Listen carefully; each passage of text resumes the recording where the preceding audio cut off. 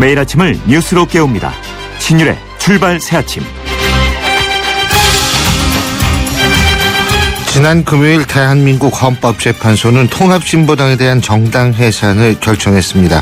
헌법재판소는 피청구인이 북한식 사회주의를 실현한다는 숨은 목적을 가지고 내란을 논의하는 회합을 개최하는 등 활동을 한 것은 헌법상 민주적 기본 질서에 위배되고 이러한 피청구인의 실질적 해악을 끼치는 구체적 위험성을 제거하기 위해서는 정당 해산 외에는 다른 대안이 없다. 이런 취지로 정당 해산을 결정했는데요. 이 결정문을 보면 헌법재판소는 보편적 사회주의와 북한식 사회주의를 구분해서 진보 전단 전반에 대한 해산이 아니라 북한식 사회주의를 추종하는 정당에 대한 해산임을 분명히 했습니다. 하지만 이 중에서 국회의원들의 의원직 상실이라는 부분, 이 부분에 대해서 전 통진당의 전직 의원들이 반발하고 나섰습니다. 전 통진당의 전직 의원들은 헌법재판소가 의원직을 박탈할 자격은 없다면서 법적 소송을 내겠다는 입장을 피력하고 있는데요. 그래서 오늘 저희 신율의 출발 새아침은 전 통진당의 김재현 전 의원과 또 통진당 정당 해산 심판에서 증인으로 출석했던 주사파의 대부였던 북한민주화 네트워크 김영환 연구위원과의 인터뷰 준비했습니다. 잠시 후에 신율의 출발 새아침 본격적으로 시작합니다.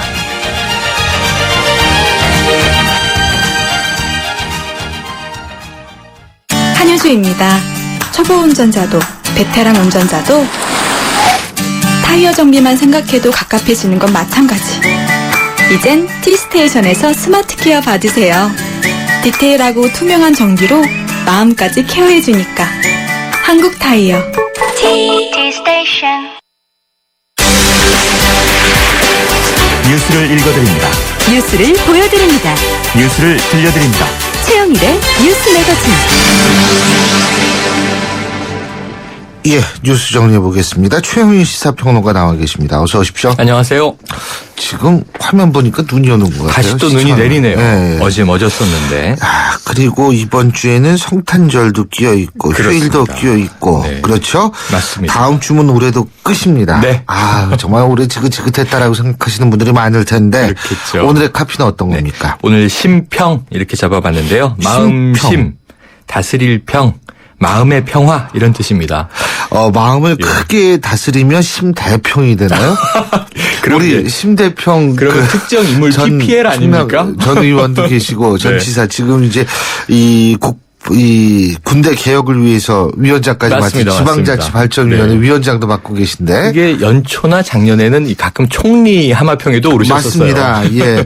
그 심평. 예, 네. 예. 요즘에 우리 사회가 그 분노 조절 장애 얘기가 참 많이 나와서요. 예. 연말에 모두 좀 마음을 잘 다스려 보자. 성탄절 주간인데 이렇게 한번 월요일에 잡아봤고요. 예. 이 지난 주말 이런 뉴스로 시작을 드려볼게요.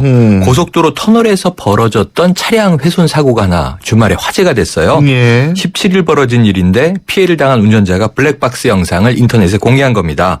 영상에 보면 터널에서 소방차 뒤를 이렇게 따라가던 제네시스 차량이 끼어들려고 하는데 뒷차가 양보해주지 않자 그 차를 딱 막아서서는 3단봉을 꺼내와서 차량을 막 부숩니다. 예, 그래서 이제 이 사람은 나중에 경찰에 신고하고 이 증거 영상을 가지고 고소를 했는데요.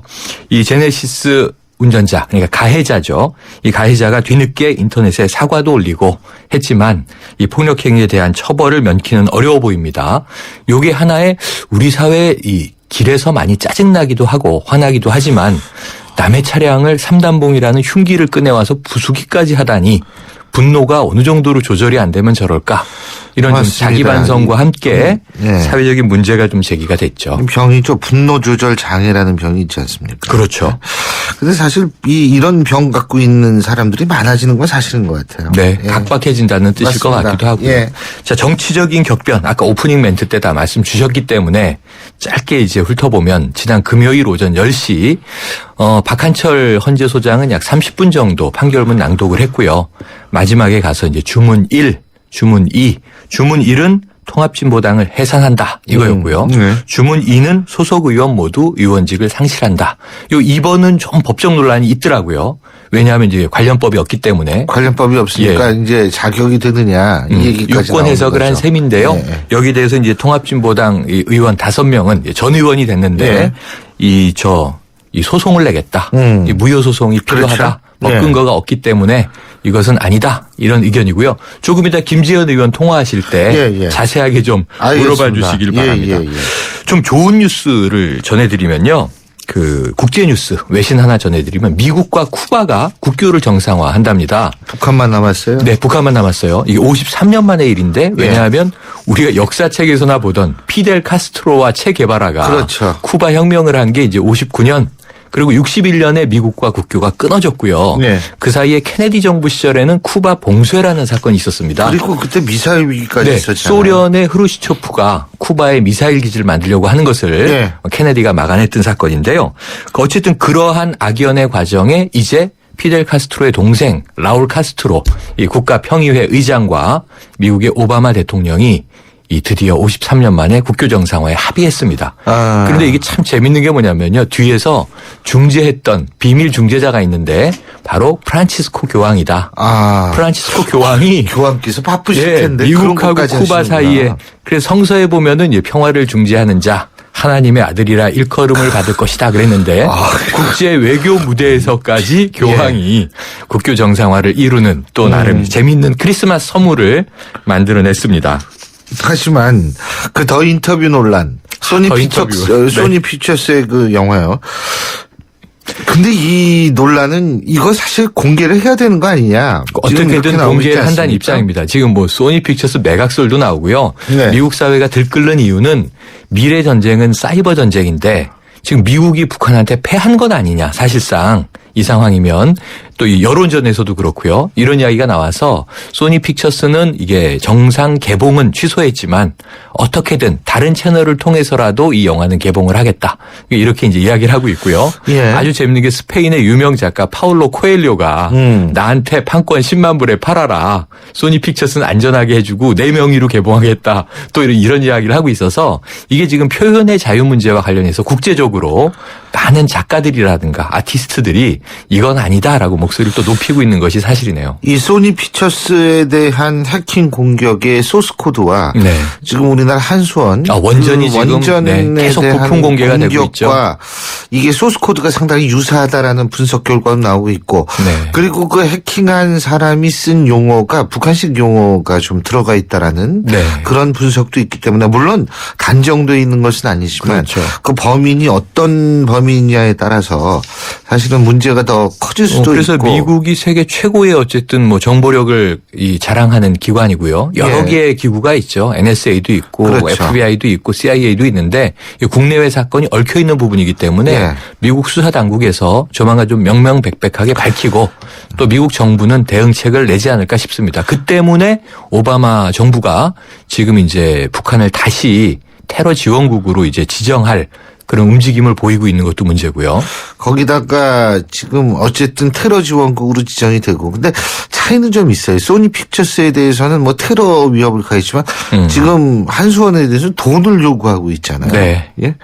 그러니까 한쪽은 테러고 한쪽은 돈인지 돈이고. 그건 모르겠습니다만 어쨌든 이 부분에 대해서도 좀 범인이 확실하게 근데 이게 밝혀져야 좀 될것 이 같아요. 영화 중에 첩보 스릴러, 뭐 미션 임파서블, 본 아이덴티티 이런 거 많이 보는 분들은요. 결국 이면으로 가면 네. 테러와 이권이 또 같이 결합되어 있는 거를 우리가 많이 그렇죠. 보게 되죠. 예. 이게 범인이 누군지 빨리 잡아야 될 것 같고. 네. 근데 남북 정상회담이 뭐 본의 아니게 가능할 기대되는데요. 예. 2005년이 전승 60주년. 이게 네. 2차 대전 전승입니다. 당시 소비에트 연방이었죠, 당시엔. 네. 뭐 그때는 이제 미국, 영국 다 연합군이 그렇죠. 같은 편이었는데 예. 독일과 일본을 반대해서 이 전승 기념일을 2005년에 60주년 할 때는 남북 정상 다 초대했는데 김정일 국방위원장은 불참. 단독이 아니면 안 가는 이제 전통을 고수하고 있고요. 네. 당시에 노무현 대통령만 참석을 했었는데 내년이 이제 전승 70주년이 됐습니다. 푸틴 대통령이 대한민국의 박근혜 대통령과 북한 측에 이제 김정은 제1위원장을 동시에 초청을 한 겁니다. 예. 근데 지금 김정은이 안 가기가 좀 어려운 상황이지 않습니까? 북한과의 외교가 좀 원거리로 멀어지고 있어서 지금 김정은이가 러시아를 큰일 난 붙들고 게요. 있는데. 외교 분야나 내치 분야나 지금 무슨 업적이 하나도 없어요. 이 그렇죠. 친구가. 그러니까 젊은 애가 이렇게 올라가니까 이게 안 되는 거예요, 이게. 그러니까 러시아라도 가가지고 뭐라도 따와야 되는 건데. 딱 하나 있잖아요. 뭐요? 손님 안 드는 마식령 스키장. 아, 마식년 스키장. 거기다가 무슨 만들었는데. 물놀이 공원 네. 해가지고 그 추운 10월 달에 사람들이 벌거벗고 슬라이드 타고 말해요. 그래서 참, IOC가 내가 진짜. 분산개최 얘기하자마자 네. 우리는 별로 관심이 없었지만 북측에서 나온 이제 재밌는 소식이 네. 그럼 남북 공동으로 개최하자. 한일 개최하지 말고 마식령 스키장. 우리 스키장 있다 이 얘기를 하더라고요.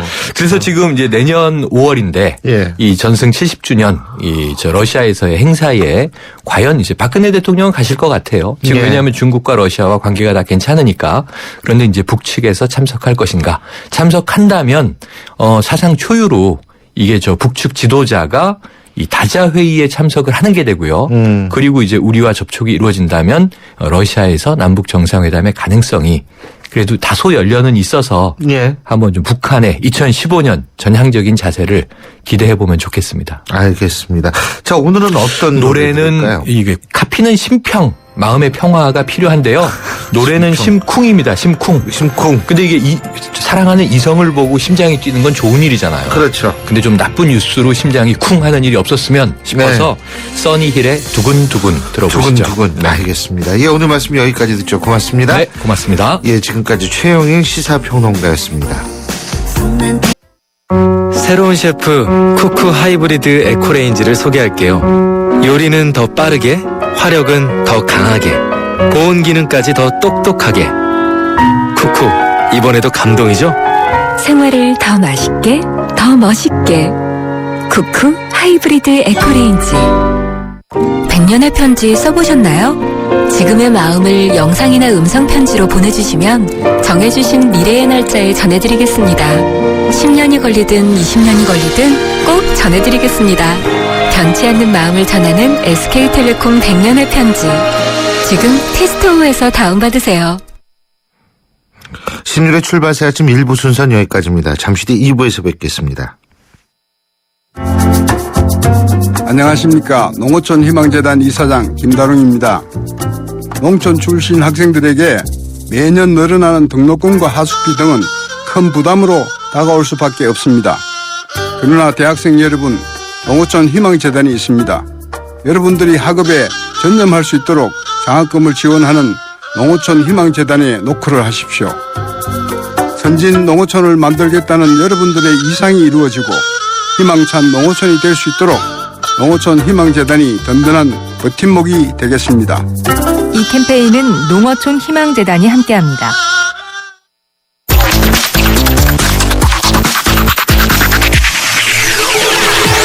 신율의 출발 새 아침. 신율의 출발새 아침 2부 순서 광고 듣고 시작합니다. 우리 집 통신 대표 번호 101. TV지를 101로 인터넷을 101로 홍보이도 101로 모두 가입해 CCTV만 봐도 101로 함께 101. 우리 집 통신은 101로 모두 다 해결해요. LG U+. 누구나 정비를 맡겨야 할 때가 있죠. 그때마다 수리비가 의심된다면 좋은 차라고 할 수 있을까요? 현대자동차 블루헨즈는 과잉정비 금액의 최대 300% 보상. 서비스까지 좋아야 진짜 좋은 차. 현대자동차 공식 정비 서비스 블루핸즈. New thinking, new possibilities. 현대자동차. 여러분은 지금 대한민국 유일의 보도 채널 YTN 뉴스 FM에서 보내드리는 신율의 출발 새 아침을 듣고 계십니다. 헌법재판소의 통합진보당 해산 결정. 정당 해산은 우리 헌정사상 처음이기에 후폭풍이 상당합니다. 누구는 당연한 결과다 이런 얘기를 하고 있지만 다른 이는 뜻밖의 결과다 이렇게 얘기를 하면서 주말 내내 온오프라인 토론장을 뜨겁게 달궜는데요. 당사자죠. 전 통합진보당 소속 전 의원들 역시 헌법재판소의 의원직 상실 결정에 맞소송을 준비 중이라고 합니다. 보다 자세한 내용 김재현 전 통합진보당 전 의원 연결해서 알아보겠습니다. 안녕하십니까? 나와 계시죠? 네, 예, 이재현입니다. 예. 자, 우선 헌법재판소의 결정 어떻게 보셨습니까? 뭐 유례가 없는 결정에 많은 분들께서 놀라셨을 텐데요. 저희는 87년 6월 항쟁이 낳은 헌법재판소가 민주주의를 위한 온 국민의 염원을 통해서 만들어진 것인데 이번 선고를 계기로 민주주의에 대한 사망 선고를 내린 것이다 이렇게 보고 있습니다. 매우 참담하고요. 뭐 신경 이하로 말할 수 없을 것 같습니다. 예, 이 정당 해산이라는 결과가 나오리라고 예상은 하셨었어요? 사실 법리적으로 따져본다면 저희가 1년이 넘는 기간 동안 계속 변론을 이어가면서 예. 법무부 쪽에서 정부 측에서 어떠한 실질적인 정당 해산의 근거도 제시하지 못했었기 때문에 이것은 법리적으로 절대로 인용될 수 없는 반드시 기각 결정이 나와야 되는 사안이다라고 많은 법조인들이 그렇게 얘기를 하셨었고요. 저희도 당연히 그렇게 봤습니다. 그런데 최근 들어서 연내 선고 전망이 계속 이야기되고 특히 정인의 게이트라고 할까요? 그 청와대 내부의 여러 문제가 시끄럽게 불거지면서 이것이 정치적으로 이용될 수 있겠다라고 하는 느낌은 있었습니다. 그런데 뚜껑을 열어봤을 때 8대1이라는 선고 결과는 굉장히 참담하고요. 전혀 예상하지 못한 결과였습니다. 그러니까 결국은 정윤회 게이트 같은 정치적 사건을 덮기 위해서 헌법재판소가 통합진보당의 해산 결정을 했다. 이렇게 보시는 겁니까? 네, 저희는 정치적 희생양이 되었다 이렇게 생각합니다. 근데 참고적으로 이 헌법재판소는 말씀하신 대로 1987년에 다시 이제 도입이 됐지만 원래는 1960년에 도입이 됐는데 이 헌법재판소는 도입될 수밖에 없었던 것이 우리나라 헌법 체계가 독일식 헌법 체계를 많이 갖고 있거든요. 그러니까 제헌헌법이 바이마르 헌법과 그리고 원래 사실 일본 헌법도 독일 헌법이 상당히 유사하기 때문에 헌법재판소가 설치될 수밖에 없었지 않습니까? 그런데 이제 그것이 독재 정권 때에는 헌법재판소를 그래서 누르고 있다가 이제 다시 생긴 건데 지금 헌법재판소의 이러한 결정 중에서 의원직 상실에 대해서 맞소송하겠다 지금 이런 입장이시죠? 맞소송이라는 표현을 쓴 적은 없고요. 예. 뭐 저희가 어제 기자회견에서도 밝혔다시피 의원직을 상실시킬 수 있는 뭐 헌법에서나 법률에서나 근거가 없다는 것은 헌법재판소에서도 이미 밝힌 바가 있습니다. 국회의원은 국민이 선택을 한 것이고요.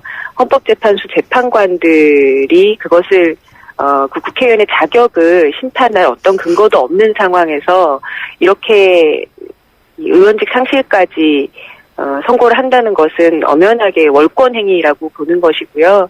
그래서 그와 관련한 법적 대응을 검토하고 있다 이렇게 말씀드렸습니다. 예. 근데 의원들이 국민의 선택을 한 것이다. 제가 여쭤보고 싶은 게 비례대표, 지역구 의원 상관없이 전부 국민이 선택한 것이다. 지금 이렇게 보시는 거죠?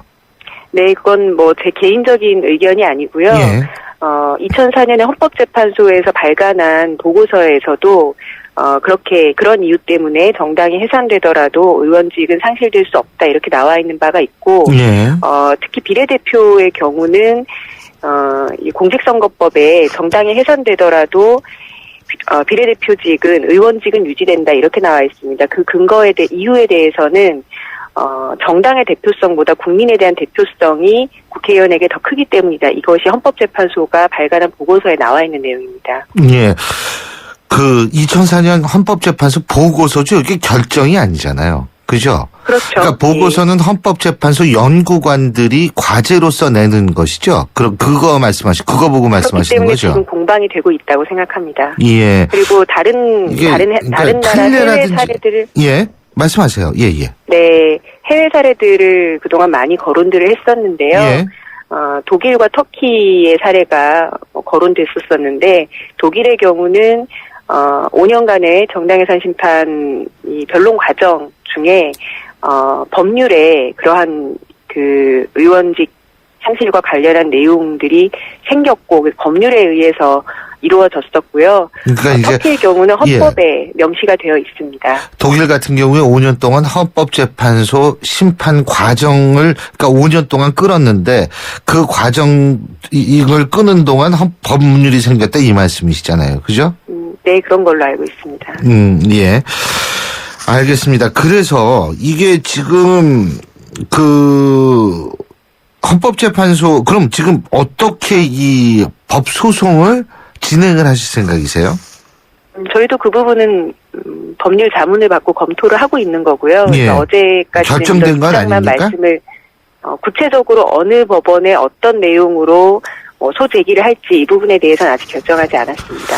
근데 이제 이 의원직 상실 부분에서 헌법재판소는 정당 해산 결정의 실효성을 높이기 위해서 불가피하다 이런 얘기거든요. 네. 어떻게 이 부분은 어떻게 생각하세요? 그건 헌법재판소의 주장이 일방적인 주장일 뿐이라고 생각하고요.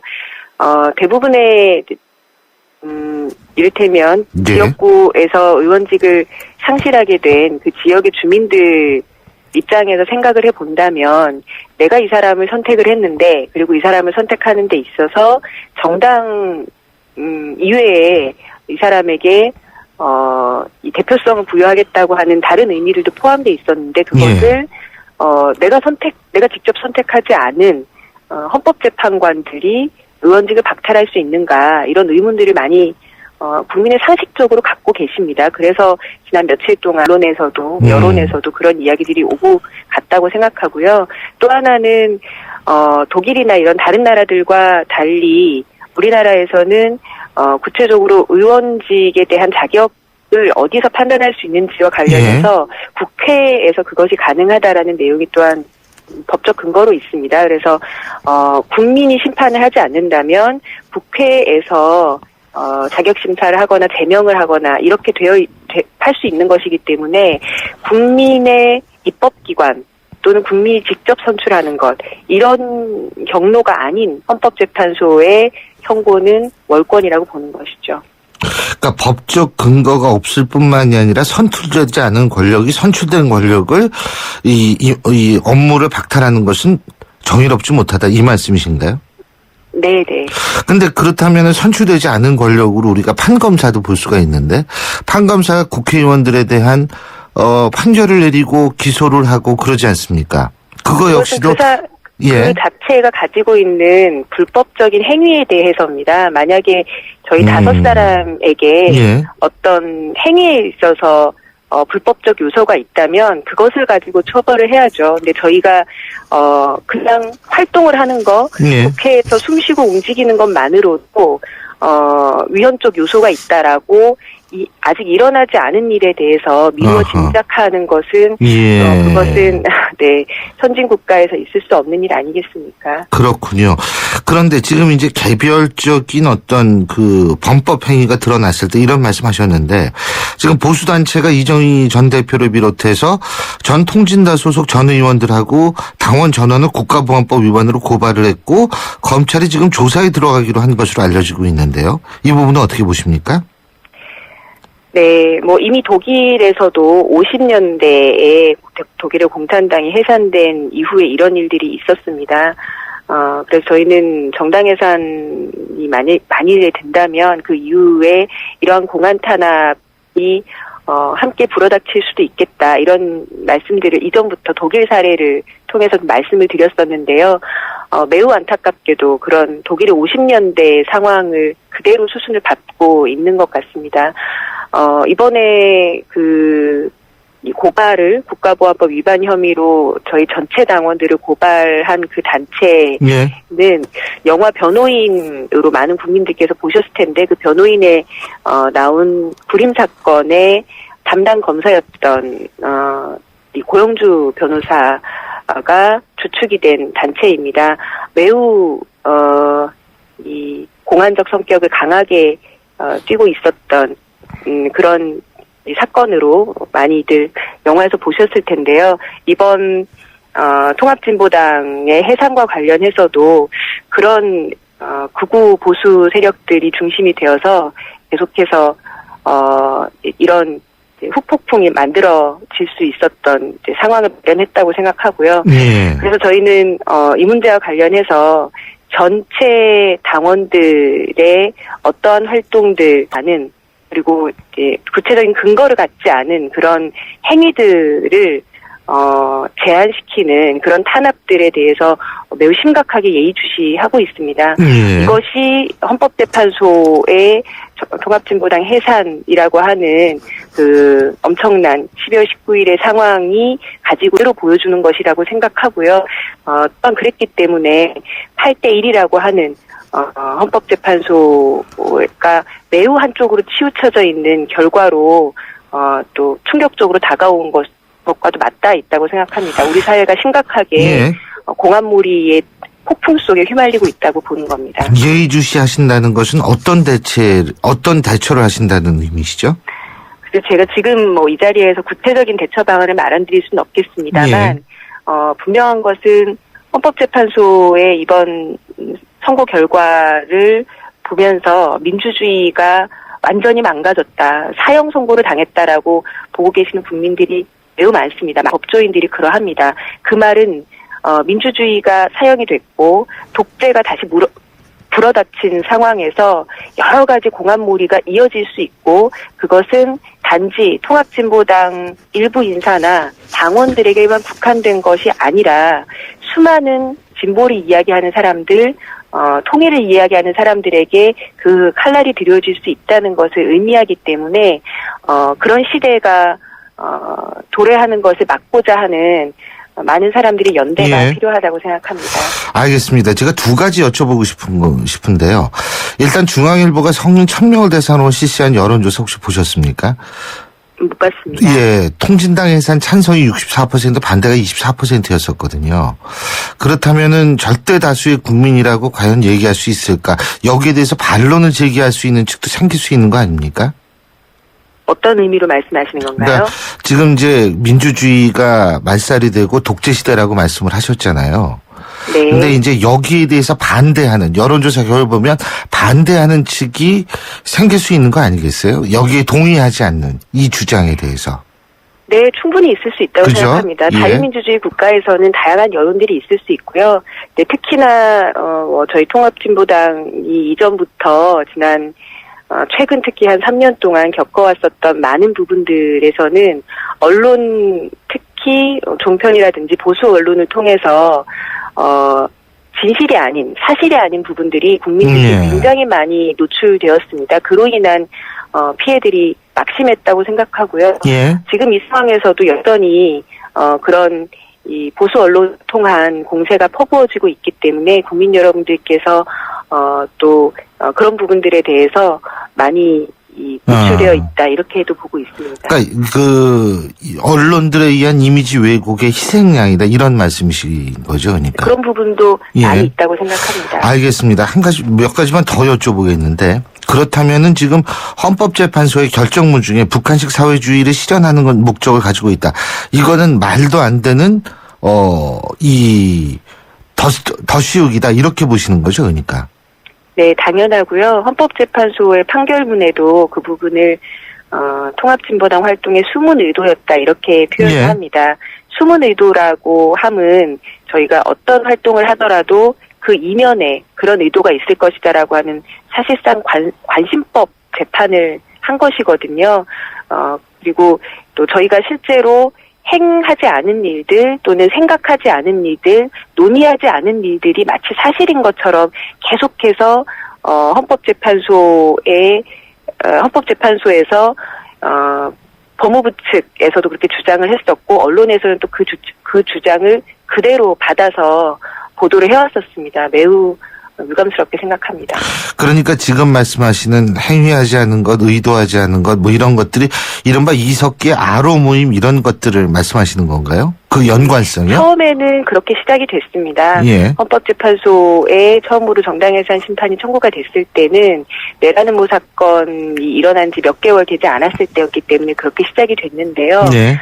사실상 판결문에는 민혁당 잔존 세력 이런 식으로 그 내용, 구체적인 내용들이 많은 부분 이동을 했습니다.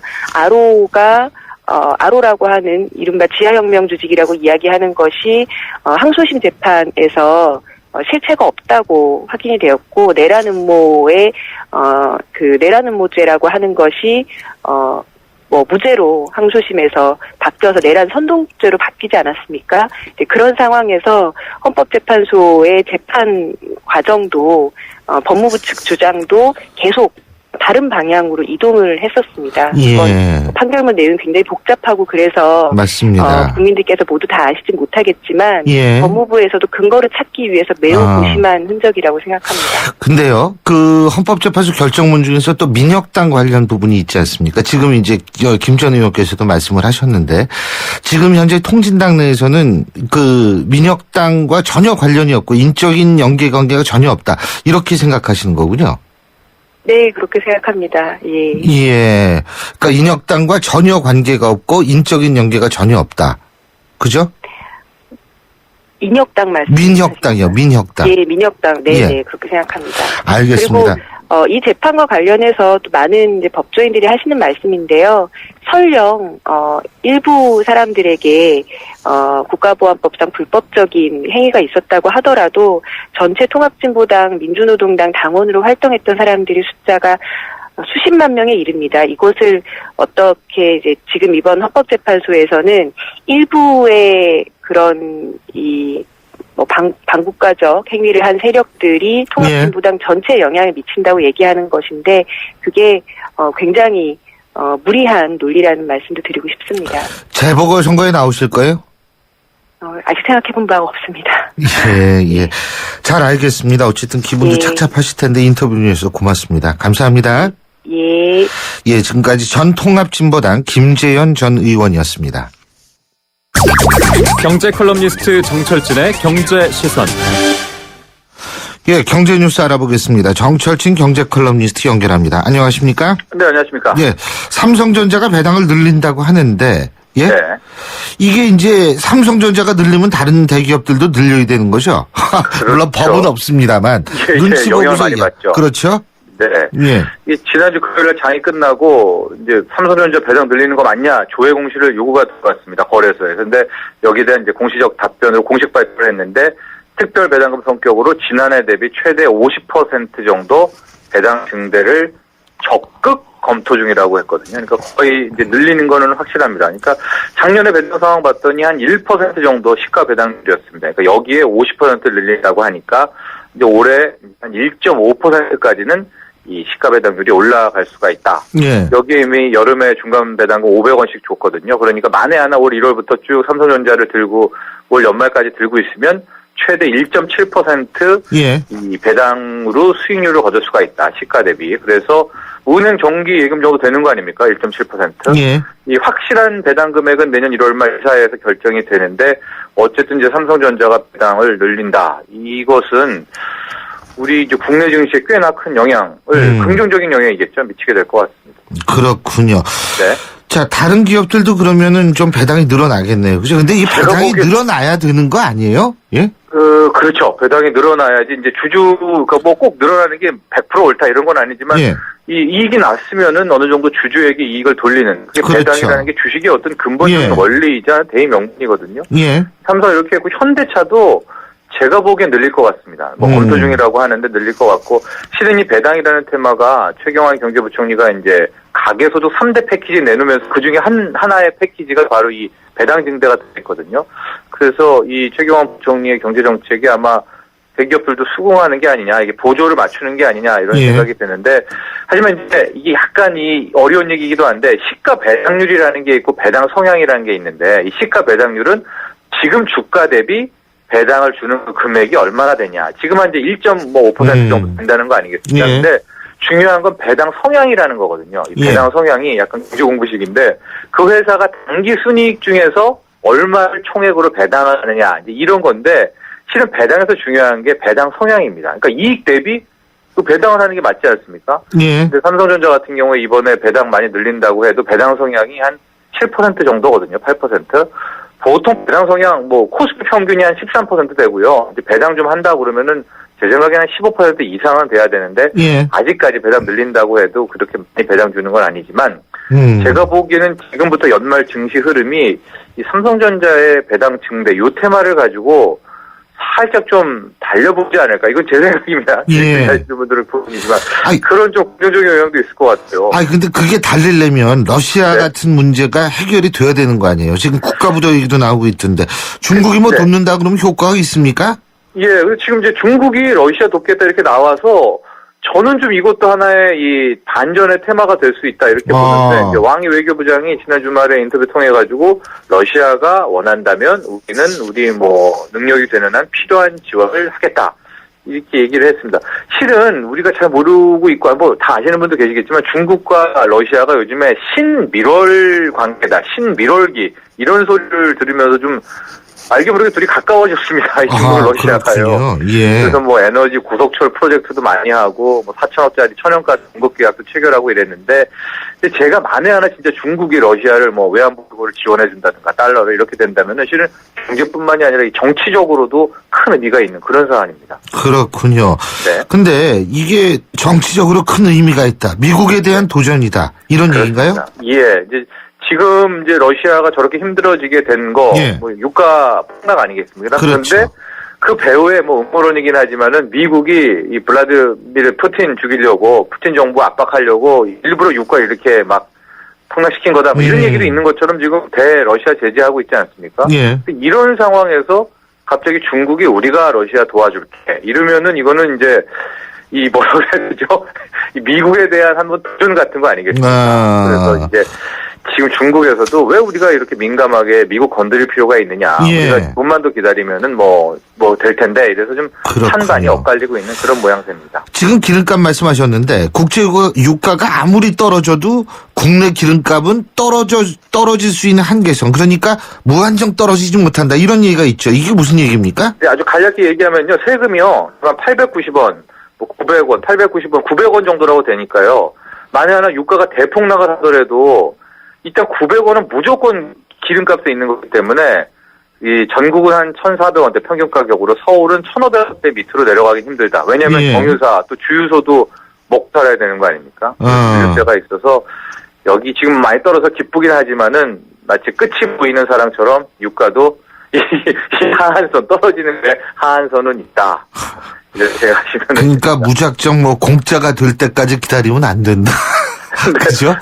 1,500원대면은 예. 매우 이제는 다 올 때만큼 온 거다. 리터당 휘발유. 그렇군요. 이렇게 보시면 됩니다. 예, 잘 알겠습니다. 오늘 말씀 잘 들었습니다. 고맙습니다. 네, 감사합니다. 지금까지 정철진 경제 컬럼니스트였습니다. 보일러는 대성. 여보, 우리 집 왜 이렇게 따뜻해졌지? 난방을 확 잡았잖아요. 아하, 여보, 우리 집 가스비가 왜 이렇게 줄었죠? 가스비도 확 잡았잖아. 아하, 대성.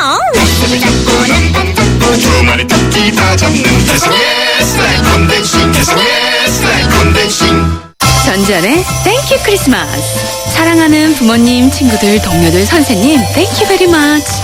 이 많은 분께 어떻게 마음 전하죠? 그래서 준비했죠. 21일에서 25일까지 파리바게뜨 케이크 살 때 해피포인트 고객 최대 20% 혜택. 크리스마스 케이크는 역시 파리바게뜨. 향기 레시피에서 골라보세요. 전 바닐라 부케요. 섬유 유연제와 다우니 아로마 듀얼을 함께 쓰면 새로운 향기가 만들어집니다. 향기 좋다. 다우니 향기 레시피로 당신만의 향기를 만드세요. 다우니 아로마 듀얼. 신율의 출발새 아침 2부 순서는 여기까지입니다. 전 잠시 뒤 3부에서 뵙겠습니다.